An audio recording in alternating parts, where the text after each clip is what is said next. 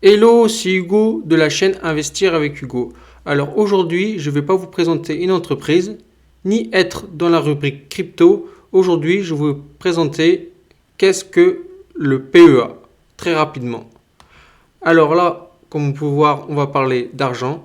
Mais avant ça, petit disclaimer, je ne suis pas conseiller financier.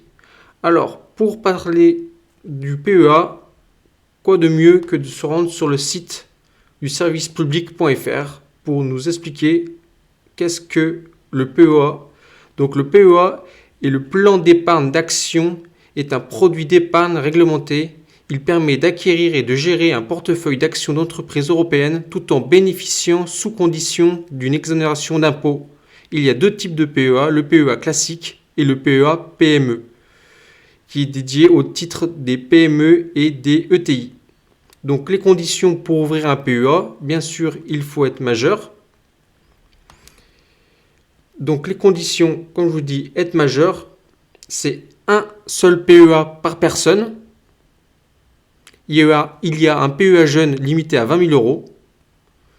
Donc les conditions d'ouverture d'un PEA, bien sûr, il faut avoir un compte bancaire et ainsi son premier versement et la date d'ouverture de son PEA.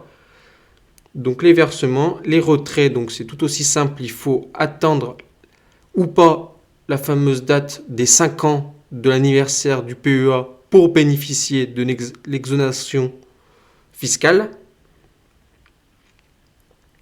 Donc pour revenir sur la côté fiscalité, le gros avantage. Donc un PEA, comme je vous dis, PEA et PEA PME. Donc il y a deux dates. Avant 5 ans, c'est comme le CTO, le compte titre, c'est 30%. Donc aussi comme la flat tax. Donc le gros avantage, c'est une fois qu'on a fait l'ouverture au bout de 5 ans, il n'y a plus d'impôt sur le revenu, il y a juste les prélèvements sociaux, donc un peu plus de 17%. Donc rien que ça, par rapport à d'autres produits financiers, le PEA est une très bonne enveloppe au niveau fiscalité au bout de 5 ans. Au bout de 5 ans, tout retrait, avant 5 ans, tout retrait entraîne la clôture du PEA, sauf sous certaines conditions. Comme on peut le voir,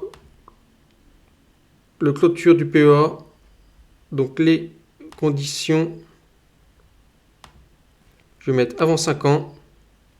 Donc c'est reprise ou création d'une entreprise, licenciement ou retrait du plan des titres des sociétés en liquidation.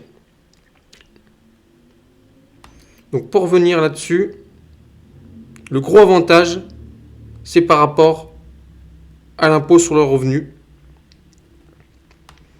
Donc là, je suis sur le site Le Revenu. Donc que choisir entre un PEA et un compte titre? Donc comme il nous le dit, le compte titre permet d'investir sur toutes les entreprises du monde, mais il y a la flat tax à 30% sur les bénéfices et sur les dividendes. Mais sur le côté fiscalité, les avantages sont au plan d'action, soit le PEA. Comme je vous dis, tout simplement parce qu'il y a juste les 17,2% d'impôt total sur la plus-value et sur les dividendes. Bien sûr, s'il y a un retrait, donc une sortie d'argent du PEA sur un compte bancaire. Mais s'il n'y a aucune sortie, il n'y a rien du tout. Bien sûr, je ne suis pas conseiller financier. Renseignez-vous auprès de votre banquier ou vous-même sur les sites compétents. Donc voilà, je vous remercie de cette petite vidéo rapide sur la présentation du PEA. Je vous dis à très vite pour de nouvelles vidéos. Ciao!